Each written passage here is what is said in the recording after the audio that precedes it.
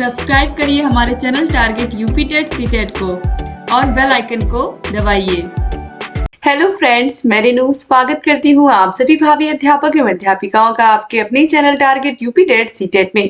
दोस्तों, अब आज यहाँ पर हम पढ़ने वाले हैं व्यक्तित्व मापन की या व्यक्तित्व परीक्षण की प्रक्षेपी विधियां, जिसमें यहाँ पर सबसे पहले है यहाँ पर रोरसा स्याही धब्बा परीक्षण। दोस्तों, जो प्रक्षेपी विधियां हैं इनको किस तरीके से इनका हम प्रयोग करते हैं और इनका प्रयोग करके किस तरीके से किसी व्यक्ति के व्यक्तित्व के बारे में हम जानते हैं, आज यहाँ पर हम इनके बारे में पढ़ेंगे। कल हम लोगों ने देखा था आत्मनिष्ठ विधियां, इसके अलावा वस्तुनिष्ठ विधियां हमने कल पढ़ लिया था। अब आज यहाँ पर हम पूरा प्रक्षेपी विधियों के बारे में अच्छे से पढ़ेंगे। तो प्रक्षेपण का शाब्दिक अर्थ होता है कि व्यक्ति अपने को उभार कर अपने ही समान लाए। सन 1911 में फ्रायड ने भ्रांति की व्याख्या करते हुए इस शब्द का उल्लेख किया। उन्होंने कहा कि यह एक प्रकार की रक्षा युक्ति है। फ्रायड का कहना है कि प्रक्षेपण का संबंध दमित इच्छाओं से है। व्यक्ति के अचेतन में इन दमित इच्छाओं का रूपांतर हो जाता है। इस विधि के द्वारा व्यक्तित्व की अप्रत्यक्ष रूप से माप की जाती है। इसमें व्यक्ति के सामने कुछ असंगठित उद्दीपक दिए जाते हैं। व्यक्ति उसके प्रति कुछ अनुक्रिया करता है। उसके माध्यम से व्यक्ति अचेतन रूप से दबी हुई इच्छाओं को प्रक्षेपित करता है। ठीक है, तो यहाँ पर जैसे आप देखते हो प्रक्षेपण का मतलब एक तरीके से आप प्रोजेक्ट, जैसे यहाँ पर देखिए प्रोजेक्टिव टेक्निक्स लिखा है, तो प्रोजेक्ट के माध्यम से आप कोई चीज क्या करते हो, इस तरीके से दीवार पर आप क्या कर सकते हो, उसको देखते हो। जैसे कि प्रोजेक्टर के माध्यम से जब हम बच्चों को पढ़ाते हैं तो वो एक छोटी सी मशीन से वो जा करके उसकी जो छाया होती है वो दीवार पर पड़ती है और वहां पर पूरी चीजें अच्छे से हम देख पाते हैं प्रक्षेपण के माध्यम से, प्रोजेक्टर के माध्यम से। इसी प्रकार से यहाँ पर जो प्रोजेक्टिव टेक्निक्स होती है यानी कि प्रक्षेपी प्रविधियां होती हैं व्यक्तित्व के मापन की, इसके माध्यम से हम अप्रत्यक्ष रूप से किसी भी व्यक्ति के स्वभाव के बारे में, उसकी रुचियों के बारे में हम अच्छे से स्टडी कर पाते हैं। उसकी अचेतन रूप से जो दबी हुई इच्छाएं होती हैं वह भी इनके माध्यम से बाहर आ जाती हैं। ठीक है, तो लॉरेंस फ्रैंक को ही पहला व्यक्ति माना जाता है जिन्होंने प्रक्षेपी विधि जैसे पद का प्रतिपादन किया। ब्राउन ने प्रक्षेपण की परिभाषा देते हुए लिखा कि प्रक्षेपण अंतःक्षेपण का विलोम है। इसमें स्व से संबंधित बातें बाह्य जगत की वस्तुओं या व्यक्तियों पर आरोपित की जाती हैं, विशेषकर वे बातें जो व्यक्ति के अहम को स्वीकार नहीं होती। जेम्स डी पेज ने प्रेक्षक के स्वरूप को स्पष्ट करते हुए लिखा है कि प्रक्षेपण एक प्रकार की मानसिक युक्ति है जिसके द्वारा व्यक्ति अपने व्यक्तिगत दोषों को किसी अन्य में आरोपित करता है। प्रक्षेपी परीक्षणों में निम्न विशेषताएं पाई जाती हैं। तो देखिए, इन पदों का प्रकार अस्पष्ट होता है। इसमें व्यक्ति अपने द्वारा की गई अनुक्रियाओं का अर्थ नहीं समझता है। ऐसे परीक्षण द्वारा अधिक मात्रा में जटिल मूल्यांकन आंकड़े उत्पन्न किए जाते हैं। ऐसे परीक्षण द्वारा व्यक्तित्व की एक संगठित तस्वीर सामने आती है और इसके द्वारा व्यक्ति के कई महत्वपूर्ण पहलुओं का मापन संभव हो पाता है। ठीक है, तो देखिए जो प्रक्षेपी विधियां हैं यहाँ पर, इनके द्वारा हम बहुत सारी चीजें क्या करते हैं, किसी व्यक्ति के बारे में जान पाते हैं, आंकड़े इकट्ठे कर पाते हैं और व्यक्तित्व की एक संगठित तस्वीर हम सामने ला पाते हैं। यानी कि किसी व्यक्ति के व्यक्तित्व को अच्छे से समझने में ये विधियां मदद करती हैं और व्यक्ति के व्यक्तित्व के महत्वपूर्ण पहलुओं के बारे में हम जान पाते हैं। तो सबसे पहले यहाँ पर देखिए हरमन रोरसा स्याही धब्बा परीक्षण के बारे में यहाँ पर हम पढ़ेंगे। तो देखिए रोरसास यहाँ पर इंक ब्लॉक टेस्ट जो है, यहाँ पर देखिए इस परीक्षण को स्विट्जरलैंड के मनोचिकित्सक हरमन रोरसा द्वारा 1921 में प्रतिपादित किया गया। इसमें 10 कार्ड होते हैं जिसमें से 5 काले, परीक्षण में गत्ते पर स्याही के 10 धब्बे होते हैं। तो यहाँ पर आप देखिए इन कार्डों पर लाल तथा काले और 3 कार्डों पर विभिन्न रंगों की आकृतियां बनी होती हैं। यानी कि यहाँ पर ये जो टोटल ये जो परीक्षण होता है इसमें कितने कार्ड होते हैं, अगर कोई पूछेगा तो 10 कार्ड होते हैं। अलग यहाँ पर कलर जो होता है उसमें देखिए यहाँ पर लाल, काले, ठीक है, इस तरीके से कलर होते हैं। ये 10 कार्ड होते हैं और इन कार्ड्स की सहायता से हम विभिन्न प्रकार की आकृतियां बनी होती हैं इन कार्ड्स पर और इसी की सहायता से हम क्या करते हैं, व्यक्तित्व का परीक्षण करते हैं। ठीक है, अलग अलग प्रकार की इसमें आकृतियां बनी होती हैं और हम क्या करते हैं, इसी की सहायता से हम व्यक्तित्व का परीक्षण करते हैं। ठीक है, तो इस तरीके से यहाँ पर ये जो 10 कार्ड हैं, इस तरीके से यहाँ पर मैंने जो आपको बताया, तो यहाँ पर 5 कार्ड ऐसे थे दोस्तों, 5 कार्ड ऐसे थे जिन पर यहाँ पर जिन पर काली आकृतियां बनी हुई थी, ठीक है, जो कि काले कार्ड थे। ये सब कैसे थे? ये सब काले कार्ड थे। और 5 इसके अलावा तो 5 कार्ड ऐसे थे जो काले थे, ये आपको पता चल गया इसमें। अब इसके बाद देखिए दोस्तों, यहाँ पर जो 2 कार्ड थे वो लाल और काले दोनों मिक्स थे, यानी कि 2 कार्ड ऐसे थे जो आधा काला था और आधा लाल था, ठीक है। 2 कार्ड इसमें से ऐसे थे जो आधे लाल थे और आधे काले थे। और 3 कार्ड ऐसे थे इसमें जिन पर रंगीन धब्बे बने हुए थे, ठीक है, जो कि जिसमें अलग अलग कलर थे। तो 3 कार्ड लास्ट के ऐसे थे जिनमें अलग अलग कलर बने हुए थे। तो इस तरीके से अगर एग्जाम में आता है तो याद रखिएगा कि 5 कार्ड क्या थे? हरमन रोरसा स्याही धब्बा परीक्षण में, स्याही मतलब आप काला भी समझ सकते हो। तो यानी कि 5 कार्ड काले थे, 2 कार्ड ऐसे थे जो लाल और काले दोनों थे, और बाकी जो 3 थे ये क्या थे? ये बिल्कुल रंगीन थे, इनमें रंगीन धब्बे बने हुए थे, ठीक है। तो ये रंगीन कार्ड थे। तो इस तरीके से यहाँ पर ये जो हरमन रोरसा स्याही धब्बा परीक्षण है दोस्तों, इसके द्वारा हम मानसिक रोगियों के निदान और उपचार इस परीक्षण के माध्यम से हम कर पाते थे। यानी कि हरमन रोरसा स्याही धब्बा परीक्षण के माध्यम से हम मानसिक रोगियों का भी निदान और उपचार कर पाते थे, ठीक है। तो याद रखिएगा, इस परीक्षण में कुल 10 कार्ड होते थे, जिसमें से जो 5 कार्ड है वो काले, 2 कार्ड लाल और काले दोनों मिक्स, और 3 कार्ड ऐसे थे जो रंगीन कार्ड थे, ठीक है। और इन्हीं की सहायता से हम व्यक्तित्व का मापन करते थे। अब देखिए इसके बाद प्रासंगिक अंतर्बोध परीक्षण, थीमेटिक एप्रिसेप्शन टेस्ट। तो ये टेट परीक्षण, कैट परीक्षण दोनों एग्जाम में बहुत पूछता है। तो देखिए, इस परीक्षण का निर्माण हेनरी ए मुरे 1935 में हार्वर्ड विश्वविद्यालय में किया था, ठीक है। तो देखिए, बाद में सन 1938 में क्रिस्टीना डी मार्गन के साथ मिलकर इन्होंने इस परीक्षण का संशोधन किया। कुछ लोग इसे मुरे एवं मार्गन टेस्ट के नाम से भी जानते हैं। तो कहीं कहीं आपको मरे एवं मार्गन भी लिखा हुआ मिलेगा और कहीं कहीं मुरे एवं मार्गन टेस्ट। तो टेट परीक्षण का निर्माण किसने किया था? अगर एग्जाम में पूछता है तो इसको हम क्या कहेंगे? हेनरी ए मुरे, या फिर मुरे एवं मार्गन नाम भी आप दे सकते हो अगर ऑप्शन में दिया हुआ है तो। तो दोस्तों, अब यहाँ पर इस परीक्षण के बारे में हम अच्छे से समझते हैं। देखिए, जो प्रासंगिक अंतर्बोध परीक्षण है, अब यहाँ पर इस परीक्षण में होता क्या? सबसे पहले इसमें टोटल होते कितने हैं? 31 कार्ड होते हैं। एग्जाम में पूछता है कि प्रासंगिक अंतर्बोध परीक्षण यानी कि टेट परीक्षण में कितने कार्ड होते हैं? तो टोटल 31 कार्ड होते हैं। कितने होते हैं?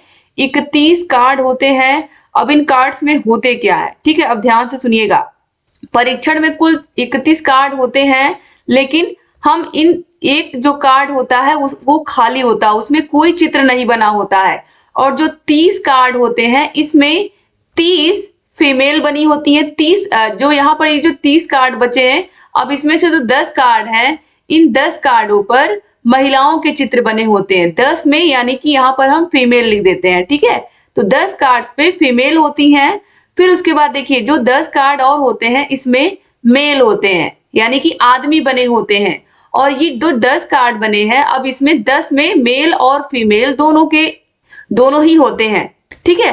तो अब देखिए यहाँ पर किस तरीके से हम बच्चों को, ये जो पूरे कार्ड्स होते हैं आपस में मिला लेते हैं हम। उसके बाद हम जब बच्चों को बुलाते हैं तो हम किस तरीके से उनके साथ यहाँ पर ये जो पूरा प्रासंगिक अंतर्बोध परीक्षण है किस प्रकार से करते हैं। तो जब हम कार्ड देते हैं तो एक बच्चे को अधिकतम हम केवल 20 कार्ड देते हैं। कितने? 20 कार्ड देते हैं। इसमें से जब पूरा अच्छे से मिक्स कर लेंगे उसके बाद बुला करके बच्चे को 20 कार्ड हम देते हैं। अब जब 20 कार्ड हमने दे दिया तो एक कार्ड तो सादा है, आपको पता है। अब जब 20 कार्ड बच्चे को हमने दे दिया तो अब हम क्या कहेंगे? अब बच्चे से कहेंगे कि इस पर कोई कहानी बना करके दिखाओ। जब हम कार्ड दिखाते जा रहे हैं उसके बाद बच्चे से कह रहे हैं कि कहानी बनाओ। अब बच्चा कार्ड में, अगर बच्चे ने कार्ड में देखा कि ऐसा कार्ड दिख ले इसमें महिलाएं हैं, पुरुष हैं, घर दिखाई दे रहे हैं, मोहल्ला दिख रहा है, कि मोहल्ले में लोग हैं। उसके बाद देख रहा है बच्चा कि ढेर सारी भीड़ बनी हुई है, या क्योंकि यहाँ पर देखिए मेल और फीमेल मिक्स वाला भी कार्ड है उसके पास, बच्चे के पास, तो वो देखेगा कि जगह बहुत भीड़ है, एक कार्ड में दिख रहा है,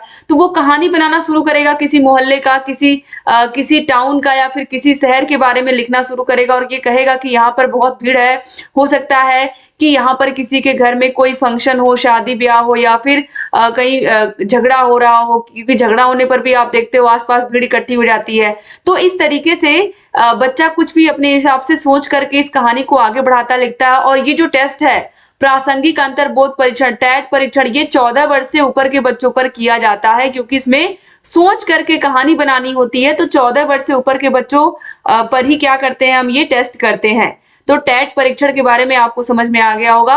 अब हम आते हैं कैट परीक्षण पर, यानी कि बालकों का अंतर्बोध परीक्षण, चिल्ड्रंस एप्रिसेप्शन टेस्ट।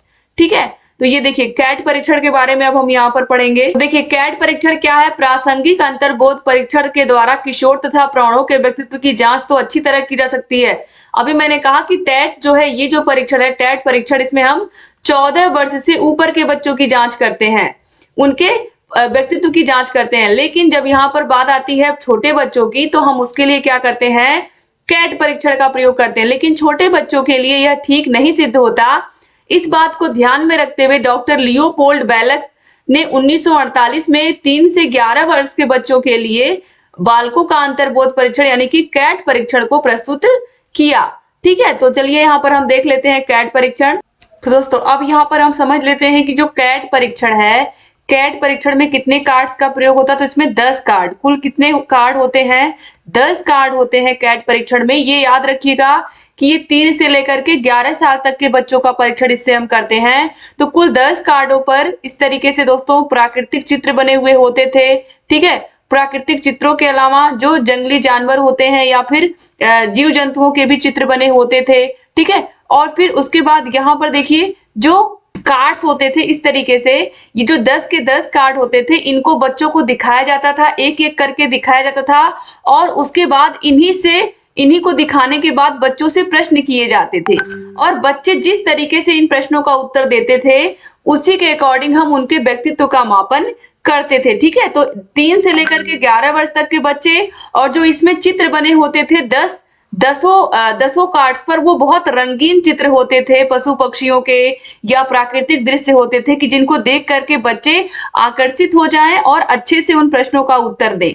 ठीक है, तो याद रखिएगा अगर एग्जाम में आता है तो अच्छे से आप लोग इसको बता ले जाइएगा दोस्तों।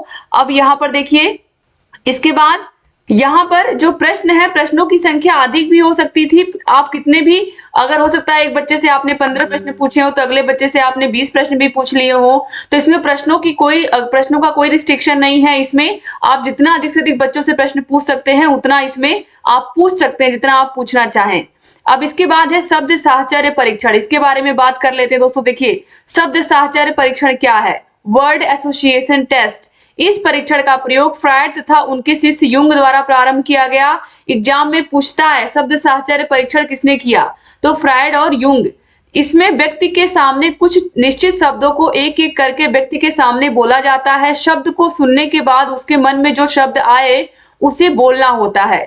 उससे प्राप्त शब्द के विश्लेषण के आधार पर व्यक्ति के सामवेगिक संघर्षों का पता लगाया जाता है। इस परीक्षण का प्रयोग सामान्यतः मानसिक रोग से ग्रसित व्यक्तियों के व्यक्तित्व मापन में सुचारू रूप से किया गया। जैसे कि आपसे पूछा गया फल, तो आपको आपका जो फेवरेट फल होगा, जो आपको अच्छा लगता होगा, आपके दिमाग में तुरंत आएगा आम, कि आम मुझे पसंद है। ठीक है, इस तरीके से कोई भी वर्ड, कोई कंट्री, कोई देश का नाम आप पूछेगा तो सबसे पहले आपके दिमाग में जिसके बारे में आपने ज्यादा सुना होगा, जो आपको पसंद होगा, आपके मुख से वही देश जैसे ही सामने आएगा। अगर आपको आपका देश अच्छा लगता है तो आपके देश का ही जो इमेज है आपके सामने आएगा। ठीक है, तो इस तरीके से यहाँ पर जो भी शब्द बोले जाते हैं और उन शब्दों पर जो व्यक्ति का रिएक्शन होता है, उसी से परीक्षण होता है शब्द साहचर्य परीक्षण, उसी के माध्यम से हम करते हैं।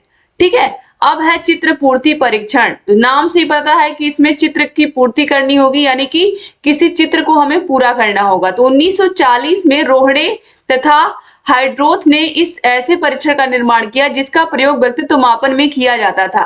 रोटर ने 1950 में एक व्यक्ति पूर्ति परीक्षण विकसित किया जिसमें 40 वाक्य होते हैं तथा व्यक्ति को उन्हें अपनी ओर से पूरा करना होता है।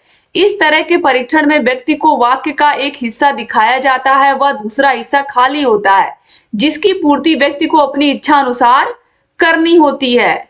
जैसे मैं कल बाजार जा रहा था, मैंने बाजार में इसके बाद खाली डैश छोड़ दिया, या मैंने बाजार में ये सामान देखा, या मैंने ये लिया, ये उस व्यक्ति के ऊपर छोड़ दिया जाता है कि वो आगे व्यक्ति आएगा या बच्चा आएगा तो वो क्या उसमें भरता है। ठीक है, अब देखिए इसके बाद यहाँ पर हम पढ़ेंगे व्यक्तित्व का समायोजन, एडजस्टमेंट ऑफ पर्सनैलिटी। तो देखिए समायोजन दो शब्दों से मिलकर बना है, सम एवं आयोजन।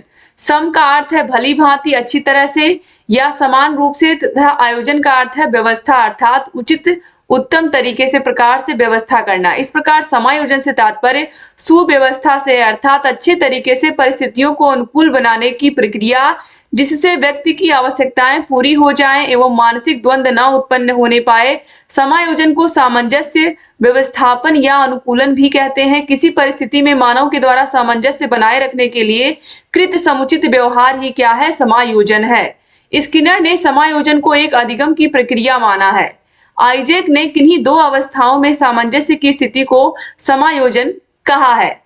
इसके बाद देखिए बोरिंगवेल्ड और लैगफील्ड ने क्या कहा है, समायोजन वह प्रक्रिया है जिसके द्वारा प्राणी अपनी आवश्यकताओं एवं उनकी पूर्ति को प्रभावित करने वाली परिस्थितियों में संतुलन स्थापित करता है।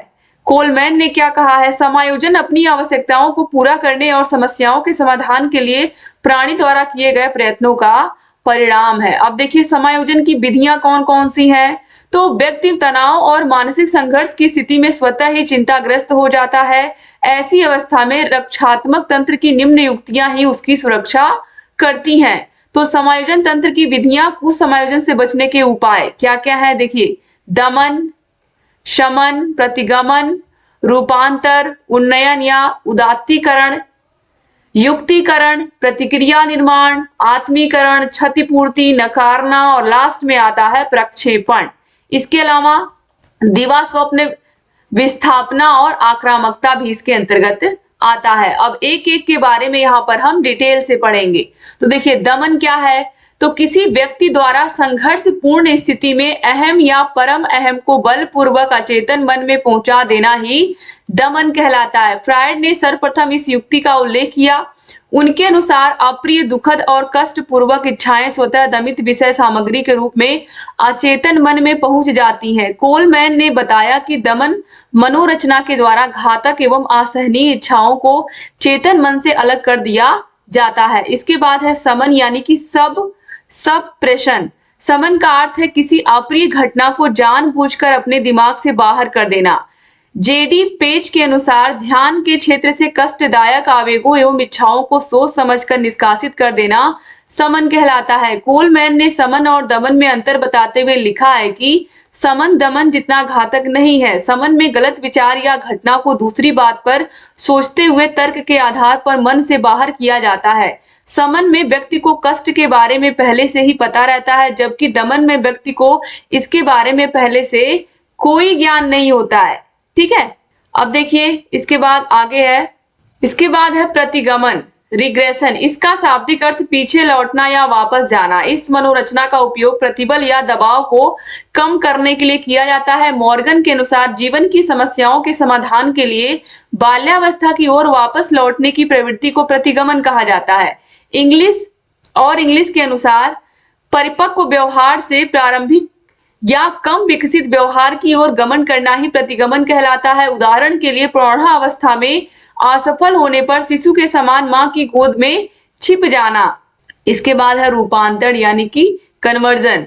यह मनोभावना जो है ये मूल अंतर द्वंद्वों से संबंधित है। इसमें कुंठा के कारण पैदा होने वाली नकारात्मक ऊर्जा शारीरिक रोगों के रूप में प्रकट होती है। मनोविश्लेषण के लिए उपयुक्त इन मनोरचना की बीमारी को पलायन कहा जाता है। इस मनोरचना में दमित विचार गत्यात्मक या ज्ञानेंद्रिय जन्य रोगों के लक्षण के रूप में बाहर निकलते हैं। रूपांतर में असफलता के भय के कारण अचेतन मन की सहायता से ऐसी परिस्थिति पैदा कर दी जाती है जिससे असफलता के प्रति सशक्त बहाना मिल जाता है, जैसे परीक्षा से पूर्व बुखार आने का बहाना।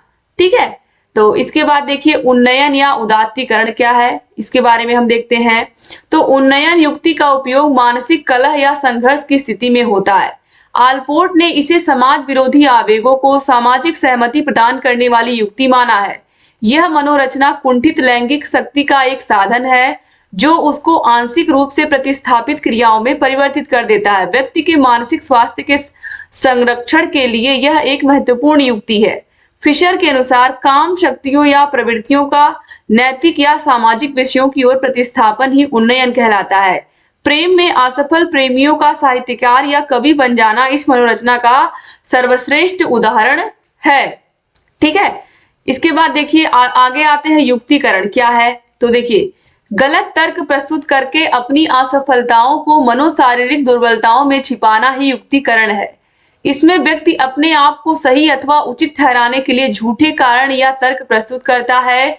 कोलमैन के अनुसार दोषपूर्ण तर्क के द्वारा गलत व्यवहार को सही ठहराना ही युक्तिकरण है। इस विधि में व्यक्ति किसी बात का वास्तविक कारण न बताकर ऐसा औचित्य देता है कि लोग नकार नहीं सकते हैं। परीक्षा में असफल होने पर निरीक्षक को दोष देना और अंगूर खट्टे हैं जैसी कहावतें इसके उदाहरण हैं। ठीक है, तो युक्तिकरण इसी को कहते हैं। अब अगर आप परीक्षा में असफल होते हो तो इसमें निरीक्षक का कोई दोष नहीं, कक्ष निरीक्षक तो अपना काम अपनी ड्यूटी कर रहा होता है। तो बस यही चीज है, इसी को कहते हैं युक्तिकरण। इसके बाद है प्रतिक्रिया निर्माण। तो देखिए रिएक्शन फॉर्मेशन, अंतर्निहित इच्छा के विपरीत व्यवहार करना प्रतिक्रिया निर्माण कहलाता है। इसमें व्यक्ति अचेतन मन के ठीक विपरीत व्यवहार करता है। इस विधि में इच्छाओं के दमन के विरुद्ध प्रतिक्रिया का निर्माण होता है। पीडी पेज के अनुसार यह एक मानसिक युक्ति है जिसके द्वारा व्यक्ति विरोधी विकसित गुणों के द्वारा अवांछनीय गुणों की जांच करता है। ब्राउन ने इसे प्रतिपूर्ति कहते हुए बताया है कि इस विधि में व्यक्ति अपने व्यवहार में सुधार कर अचेतन मन का विरोध करता है। प्रतिक्रिया निर्माण करने वाला व्यक्ति अपने आप को रचनात्मक और अनुशासन प्रिय समझता है, जैसे धनी नहीं बनने पर गरीबों की प्रशंसा करना और विलासितापूर्ण वस्तुओं तो धनी नहीं बनने पर गरीबों की प्रशंसा करना और विलासितापूर्ण वस्तुओं की इच्छा पूरी न होने पर उससे निम्न वस्तु प्राप्त कर लोगों के सामने उदाहरण के रूप में पेश करना आदि प्रतिक्रिया निर्माण विधि के अच्छे उदाहरण हैं। ठीक है, अब देखिए इसके बाद है आत्मीकरण। आत्मीकरण एसिमिलेशन क्या है, दूसरे व्यक्ति के गुणों को अपने व्यक्तित्व में ग्रहण करने की विधि को ही क्या कहते हैं, आत्मीकरण कहते हैं। इसमें व्यक्ति अपने अहम को समाज में उच्च प्रतिष्ठा प्राप्त व्यक्तियों के अनुरूप परिवर्तन करने का प्रयास करता है। कोलमैन ने क्या कहा है, देखिए किसी प्रतिष्ठित संस्था या व्यक्ति के तदात्म्य स्थापित कर अपने भावनात्मक मूल्यों में वृद्धि करना आत्मीकरण कहलाता है। आत्मीकरण एक प्रकार का युक्तिकरण ही है। इसमें अंतर केवल इतना है कि युक्तिकरण में व्यक्ति अपने कार्य को उचित ठहराने के लिए कोई भी दलीलें देता है, जबकि आत्मीकरण में यह ऐसा न करके समाज में उच्च मान्यता प्राप्त व्यक्तियों से अपनी तुलना करता है। इस विधि में व्यक्ति किसी महापुरुष या आदर्श व्यक्ति के साथ होने का अनुभव करता है। ऐसा करने से उसे तनाव में कमी एवं आनंद की अनुभूति प्राप्त होती है। उदाहरण के लिए परीक्षा में असफल छात्र का यह सोचकर खुश होना कि वो बहुत ही योग्य अध्यापक से पढ़ा था। ठीक है, इसके बाद देखिए क्षतिपूर्ति, ये क्या है, कंपनसेशन। तो इस विधि में व्यक्ति एक क्षेत्र की कमी को किसी अन्य क्षेत्र में पूरा करने का प्रयत्न करता है। कोलमैन के अनुसार क्षतिपूर्ति प्रतिक्रियाएं हीनता और अपर्याप्तता की भावनाओं के प्रति रक्षात्मक उपाय हैं जो व्यक्ति के वास्तविक या कल्पनात्मक जीवन में असफलताओं एवं प्रतिरोधों के फलस्वरूप उत्पन्न होती हैं। एडलर का मानना है कि व्यक्ति अपनी ही हीन भावना के कारण क्षतिपूर्ति करता है। इसमें एक कार्य के असफल हो जाने पर दूसरे कार्य में श्रेष्ठता प्राप्त करके व्यक्ति अपने निराशाजन्य दुखों की पूर्ति कर लेता है। उदाहरण के लिए पढ़ाई में असफल छात्र का खेल के क्षेत्र में अच्छा प्रदर्शन करना, यानी कि कोई बात नहीं, अगर एक क्षेत्र में अच्छा नहीं कर पाए तो हम दूसरे क्षेत्र में जीवन के अच्छा करेंगे। इस तरीके की चीजें होती हैं क्षतिपूर्ति में। अब इसके बाद है नकारना, टू डिनाई। इस विधि में अनचाहे विचारों को नकार कर मानसिक संतुष्टि प्राप्त की जाती है। कोलमैन के अनुसार इस युक्ति में व्यक्ति अवांछनीय वास्तविकताओं की उपेक्षा कर उन्हें पहचानने से इनकार कर देता है। मानसिक संघर्ष की स्थिति में विपरीत परिस्थितियों से अपने आप को विमुख कर समायोजन करने का प्रयास किया जाता है। इसमें व्यक्ति तनाव उत्पन्न करने वाली परिस्थितियों से स्वयं को अलग कर लेता है उदाहरण के लिए खेल में व्यस्त बालकों को अपने माता पिता की आवाज को अनसुना कर देना, बिल्ली को देखकर कबूतर का आंखें मूंद लेना या बंद कर लेना। यानी कि इसको हम अपने अगर अपने जीवन में धारण करने की बात करें, नकारना टू डिनाई, यानी कि हम किसी चीज को इग्नोर कर रहे हैं, जो चीज हमें नहीं पसंद है उस चीज में हम घुसने की कोशिश ही नहीं कर रहे हैं, उससे बिल्कुल डिनाई कर दे रहे हैं, उसको नकार दे रहे हैं। ठीक है। अब देखिए इसके बाद है प्रक्षेपण, प्रोजेक्शन। तो अपने दोष एवं असफलता को दूसरे पर आरोपित करना प्रक्षेपण कहलाता है। यह एक प्रकार का बचाव है जिसमें व्यक्ति स्वयं की कमी को दूसरों पर थोपकर समायोजन स्थापित करने का प्रयास करता है। सिमंड्स ने अपने विचार, आवेग, इच्छाओं एवं भावनाओं को दूसरे व्यक्ति या बाह्य पदार्थों पर थोपने के सुरक्षात्मक प्रयास को ही प्रक्षेपण कहा। इस युक्ति का इस्तेमाल चेतन और अचेतन दोनों स्तरों पर किया जाता है। मानसिक रूप से अस्वस्थ व्यक्ति इस युक्ति का बहुतायन प्रयोग करता है। उदाहरण के लिए परीक्षा में असफल होने पर अध्यापक को और चुनाव में हार जाने पर विरोधियों को दोष देना। ठीक है, यही है प्रक्षेपण। यानी कि अगर आप परीक्षा में असफल हो गए, इसमें शिक्षक का कोई दोष नहीं है। चुनाव में आप हार गए तो अपने विरोधियों पर दोष देने का कोई मतलब नहीं है। यानी कि अपने अंदर हमें झांकने की जरूरत है कि कहां पर गलती हुई। इसके बाद है दिवा स्वप्न। तो इस युक्ति में वास्तविक रूप से जिन इच्छाओं की पूर्ति नहीं होती है उनको कल्पना के माध्यम से पूरा करने का प्रयास कर समायोजन किया जाता है। यह एक प्रकार की पलायनवादी प्रतिक्रिया है जिसमें व्यक्ति स्वयं में ही खोने का प्रयास करता है। यह एक ऐसी सक्रिय स्थिति है जिसमें व्यक्ति मनोरंजन एवं आनंद की सहज अनुभूति प्राप्त करता है। इसके बाद है हैबर और फ्रायड के अनुसार। तो इस विधि में व्यक्ति कल्पना जगत में अपनी व्यक्तिगत दुनिया की रचना कर अपनी आवश्यकताओं की संतुष्टि प्राप्त करता है। इसमें व्यक्ति अपने सपनों को साकार करने के लिए कल्पना जगत में विचरण कर अपने तनावों को कम करता है। उदाहरण के लिए प्रेम में असफल प्रेमी कल्पनाओं में अपनी प्रेमिका के साथ रहने की खुशियां प्राप्त करता है। यानी कि जो चीजें रियल में संभव नहीं होती हैं उसको व्यक्ति इमेजिन करके यानी कि सोच करके ही खुश हो जाता है। इसे ही हम कहते हैं दिवा स्वप्न। इसके बाद है विस्थापन। देखिए विस्थापन में क्या होता है, मूल प्रवृत्तियों या इच्छाओं से दूर हटकर भिन्न प्रवृत्ति की ओर विस्थापित हो जाना ही विस्थापन कहलाता है। पेज के अनुसार विस्थापन वह युक्ति है जिससे किसी विचार या वस्तु से संबंधित संवेग किसी अन्य विचार या वस्तु पर स्थानांतरित हो जाते हैं। इस युक्ति में व्यक्ति अपनी मानसिक संतुष्टि के लिए जिस परिस्थिति का या कार्य से तनाव महसूस करता है उसके स्थान पर दूसरा कार्य करना प्रारंभ कर देता है। जैसे कार्यालय में अधिकारी से झगड़ा होने पर घर आकर बच्चों पर गुस्सा निकालना। ठीक है, यानी कि उस गुस्से को आप कहीं ना कहीं फिर आप किसी और के ऊपर निकाल रहे हो। इसके बाद है आक्रामकता। ठीक है, इस युक्ति में व्यक्ति तनाव उत्पन्न करने वाली स्थिति को क्षति पहुंचाने का प्रयत्न करता है। अपनी कठिनाइयों पर विजय प्राप्त करने के लिए व्यक्ति आक्रामक व्यवहार का सहारा लेता है। इस विधि के अंतर्गत व्यक्ति किसी विचार या वस्तु पर आधिपत्य जमाना, विपरीत परिस्थिति होने पर क्रोध प्रदर्शन करना और तनावपूर्ण स्थिति में स्वयं को कष्ट देना जैसे व्यवहार करता है।